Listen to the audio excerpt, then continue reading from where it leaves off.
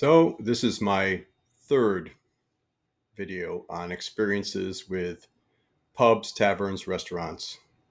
So, when I lived in Seattle 10 years ago, a friend of mine came out to visit. So, what are we going to do? Saw downtown Seattle. I said, let's sign up for the ghost tour. Great. Perfect. Since she and I both believe. So, ghost tour is located under Pike's Market in Post Alley across from the Gum Wall. At least they were.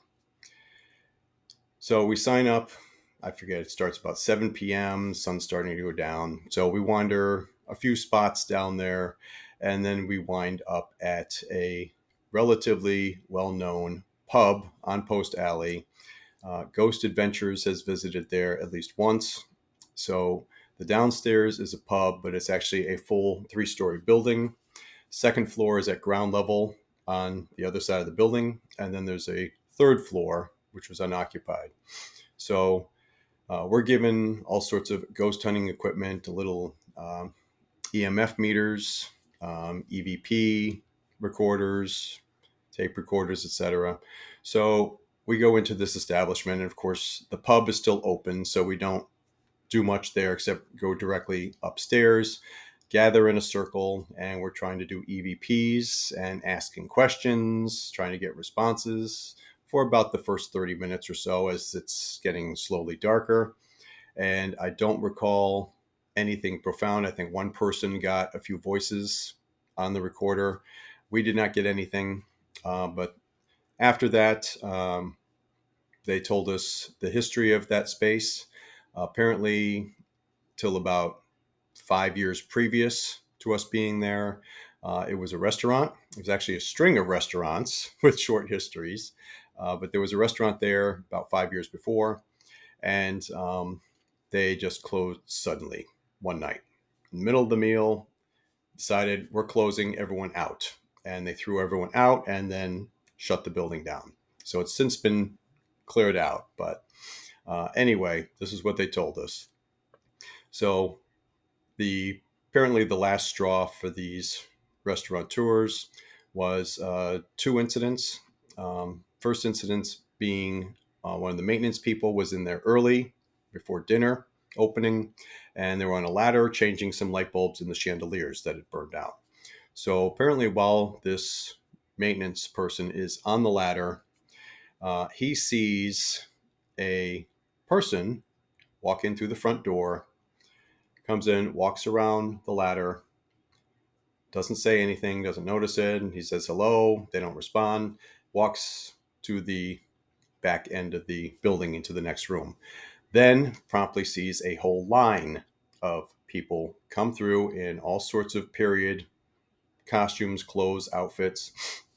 And they all file past quietly, not making any noise, right past the ladder and then into that back room. And apparently that lasted for a good 2 minutes and stopped. Freaked him out, said, I quit, and left the spot that night. It did never went back again. Apparently, shortly thereafter, a similar incident occurred right in the middle of dinner in the kitchen, I believe. And when that happened, the chef said, I quit. I'm not working here. And the owner said, yep, that's it. I'm not taking any more of this. He had story after story of experiences happening and told everyone to get out, paid for the meals, whatever, and then closed and locked the door right there. And I guess later on they came and cleaned the place out. So anyway, we go to the upstairs, second floor, where we just done the seance. We go into the other section, which is the front door of the ground level entrance in the back of the building, technically the second floor. And we're given the ghost equipment, and it's like, okay, go around and see what you can pick up. Supposedly there's a little boy who haunts this space. There's a darker figure that haunts this space. There's a woman who's seen on the stairs, giving the various accounts that have been reported in that space. So a friend and I, she has the EMF detector.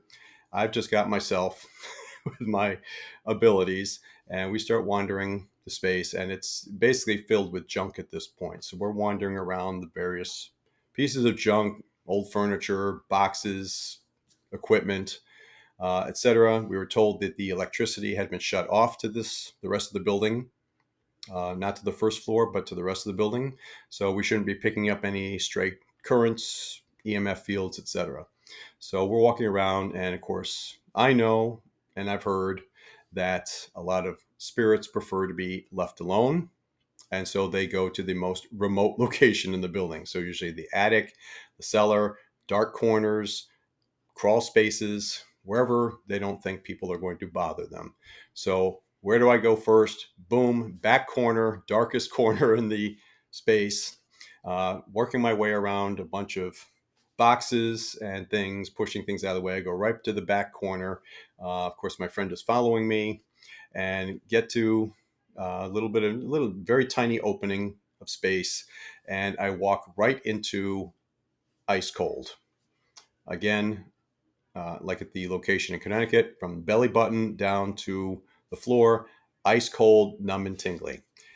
The second I go to say, I think I found the boy, her EMF meter goes off the charts, maxes out. Beep, beep, beep, beep, beep, beep, beep, beep, beep, beep, beep, beep. So we look at each other and said, I think we found the little boy, because I'm getting the cold, numb tinglies from here down. So try talking to it, little boy, who are you? What's your name? Um, what can I do to help you? I get no response. So after a few seconds, we retreated out of that space, and then of course we regathered and we told them what we found. I don't recall if anyone else picked up anything that night, but um, that's my account from Seattle. So if you know where I'm talking about and you have an experience from there, please put it in the comments. I'd love to hear about it. But that's my experience at that pub.